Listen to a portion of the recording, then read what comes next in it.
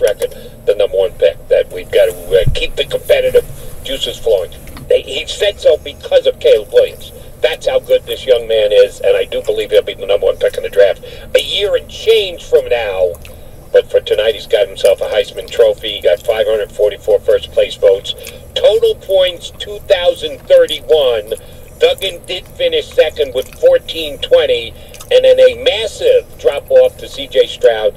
And good on Stetson Bennett that he got the invite to New York. He finished fourth. He should have finished fourth. They got the right four guys at the top of the draft, so tip of the cap to the Heisman Trophy voters.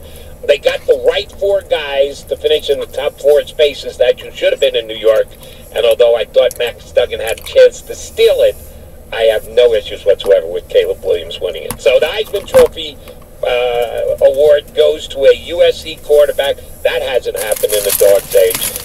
So for you USC fans out there, anybody listening on the West Coast, not only do you get the to the victor goes to spoils, and that's a pretty damn good spoiled trophy to get your hands on it for Caleb Williams, but you got him again next year. It's always nice when an underclassman who can't come out, because if you're an underclassman and you win the Heisman Trophy, oh, you're going in the NFL draft. That's pretty much a foregone conclusion. He doesn't have that option. He must go back to USC next year. So congratulations to Caleb Williams on winning his Heisman Trophy. Earlier in the day, yours truly watched college football. And this is kind of a cool weekend. If you do what I do, sports talk radio, the more the merrier. The more games there are to watch, the more games there are to talk about. So, yes, this is the in-between time when the college bowls haven't gotten underway. No, got to wait all the way till New Year's Eve before we get to the college football playoffs. But on this weekend in December, there is one college football game played, and that is Army-Navy. And it was in Philadelphia, and I thought about asking for a press pass and going in, but I knew I had to take some interviews. So, if the game had started at 1 o'clock, I definitely would have gone. When it started at 3, I said, all right, I'll watch it on TV like everybody else. For a change, I actually got it right. I picked Army. I tweeted it out as one of my plays of the week. I said, I'd take Army on the money line. I think they're going to win the game. Now, I'm not bragging because I got it right. Not really much. I did get it right, but the game absolutely could have gone either way. If you're old school, like I am, you appreciate the fact that Army and Navy don't change. They're run-based offensives. They don't have quarterbacks who can throw the football. They don't recruit, and recruiting is a little bit different at the service academies than anywhere else. Wide receivers who can run 4.3 40s. So it is a throwback type of game, year in and year out, and it was exactly that today. Army kicks a field goal late to tie it at 10. They had not scored an offensive touchdown the entire game. Their only touchdown came on a block punt recovered in the end zone, which the Army player fell on it about 5 yards in and knocked it forward and just about got control of it before he rolled out of the back of the end zone. But he did get control of it, gave Army the lead 10-7. Navy came, 7-3. Navy comes back, gets a touchdown of their own. So they go up 10-7 on a 67-yard run. There was a couple of really big plays. There was a whole lot of 2 yards and a cloud of dust that went on for the majority of the game, but there were a couple of big plays. And then sure enough, they get to overtime. Army's first play, touchdown. Navy's first play, touchdown. Neither team could score. They went 60 minutes of football. They had one offensive touchdown between the two teams. They get to overtime, 2 plays, 2 touchdowns. So then Navy's got to get the ball first in the second overtime because Army got it first in the first overtime. And they're driving. They've got the ball inside the 5, and their running back coughs it up. Army recovers. Scrum, pile up. Who's got the ball? Don't really know. They pull them apart. Sure enough, it is an Army defender on the bottom of the pile.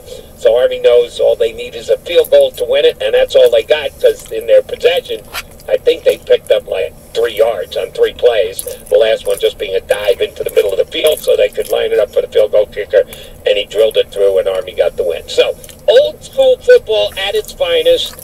We all know the Army football game means so much more than just two old school football teams playing in the way they do. It's the honor to play in the game and be part of it, to be able to see it in the pomp and circumstance is great. I've been to some Army Navy games in Philadelphia. I would have liked to have gone today. I just couldn't fit it into my schedule. But if you're an old school football fan, you had to enjoy. First time ever. Now, we've only had overtime in college football for 20-some-odd years, but Army, Navy, and they always play one-possession games. It's not like there's blowouts every single year, Army and Navy get together. No, it's always a one-possession game, but it never ended in an overtime. It never ended in a tie before in regulation and gone to overtime. It did today, and kudos to the Cadets on their win today over Navy. So college football is going to be part of it for sure. Week 14 in the NFL. Good job by both Jack and KO going through some of the games. I'll do a lot of that as well. I got an NFL guest who's scheduled to join me. Lots of baseball activity. The hot stove really heated up this week. Yeah, you had to take a step back.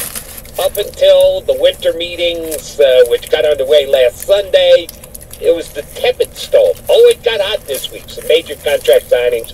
Some teams that I think have already improved themselves and can start to get excited about next year. Some teams with major question marks, lost key players, haven't done anything yet. Oh, we're going to go through all of that with you over the course of the show.